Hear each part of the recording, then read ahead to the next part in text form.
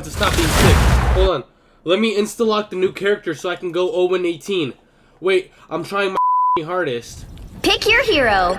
Or villain. I'm not judging. Are you kidding me? For the 8th time? I can't get the same character I've been trying to get to for the last 8 games? Great, bro. I love this game, bro. God.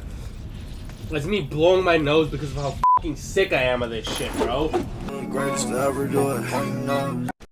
Alright, guys, so if you couldn't tell from the intro of that video, I've been sick for the last couple of days, and, you know, I think Marvel Rivals is starting to get to me, and I think I'm starting to get sick from playing this game. Both tired from playing this game and sick, physically fucking sick from this game. There's not really much else other than to say that the season is not starting off really well at all, actually. As a matter of fact, I have been getting probably the worst insta-lock Angelas on my team. People don't really know how to play this character. A lot of people automatically assume that this character, and I've been hearing this, that this character is like Wolverine, right? I would say the only similar thing that they have is their displacement. She is not anywhere as good as Wolverine, especially not at what Wolverine does. Wolverine can displace a tank and shred. He is a tank buster. Angela is a dive. Wolverine is a tank buster. And although, yes, they have similar play styles, they are not, and I repeat, they are not all that similar. Can we please stop spreading that narrative? They displace people. They have one similar mechanic. That's it. Her displacement is nowhere near as good as Wolves. It runs out of time way too fast. Although I have been seeing triple tank comps, I do believe that those are the comps that are probably the best for Angela. I genuinely think a Strange Angela Thor comp with a Magic as a DPS and a Luna and Loki it's pretty good, actually. I'm not gonna lie. Triple tank comp with Angela is pretty good. I have been seeing a lot more Magics and Strange combos, which is really refreshing to see. We're now back again in a Strange meta. Strange's meta once again. I'm not just seeing people play him for portals. I'm actually seeing a lot of people play him just to play him. Those Magic players are deadly. Those good Magic players are really, really good. And her buff has made her probably one of the better characters in the game now. I think that her team up really, really did add a whole different part of her kit that was needed to kind of elevate her into an S tier dive. I think the Psylocke nerfs have made Psylocke and Magic switch to where Psylocke used to be an S tier dive, but now I think Magic has taken the crown of the Queen of Dive, and she has dethroned Psylocke and taken her spot. That's unfortunate. As a good Psylocke main, a Psylocke enjoyer, that is actually very unfortunate. The Bucky players that I've also been seeing now that he has another buff with his uppercut being able to stun, you have been seeing a lot more Buckies. And I actually do think that it's healthy for the game. Unlike Angela, I do not think Angela has been a healthy addition to the game overall. I think Angela has to have a damage buff. I think her damage output is really poor, and she kind of does shine on maps with cliffs and edges, but being able to displace people and pick them off and push them off of the map, like by singling them out, I have found, maybe I'm just bad at the game, who knows. Maybe I'm just horrible, but it has been kind of hard to do. And where I have seen her shine has been being able to pick off teammates that are out, or enemy players that are out of positioning. Although I think that this is bad because Angela, shines when you are playing against people who don't know how to position themselves.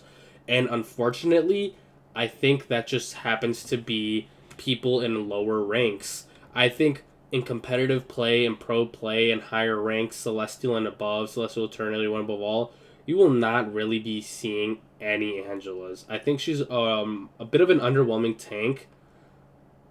Her the way you play her kit is just it's really not the best. If you're not singling out people in the back line or pushing people off of the map, you really are just a big distraction.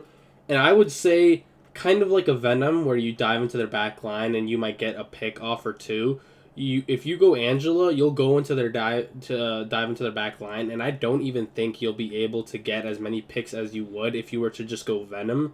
I honestly do think that she is kind of a worse Venom because she is very low health compared to a lot of the other tanks, and she's very easy to shoot out.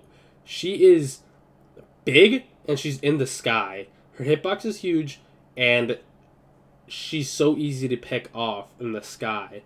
And I don't think that this is really helping her out. I do think that they should buff her shield and buff her damage. And if they do those two things, maybe make her displacement last a little bit longer. I think that's probably the only way that you'd be able to see her being played more often and be taken seriously. I don't see her being meta, anytime soon. And as for the shifts for the Luna buffs or the Luna nerfs, I don't think that nerf was unfortunately enough. The 12-second to 10-second ult cooldown is it's a good nerf and it's a step in the right direction, but Luna is still the best healer. Loki, on the other hand, wow. I really do think that those nerfs were really aggressive and unfortunately kind of needed. I do think Loki is in a good spot right now, and if you were to nerf him anymore, I don't think that he'd be picked as often. It would definitely hurt his pick rate. His nerf as of now is definitely going to hurt his pick rate. Although, just because he has his lamps, the lamps are always going to be meta because of what they can do. That ability, that cooldown in and of itself is just very, very strong and will always be seen.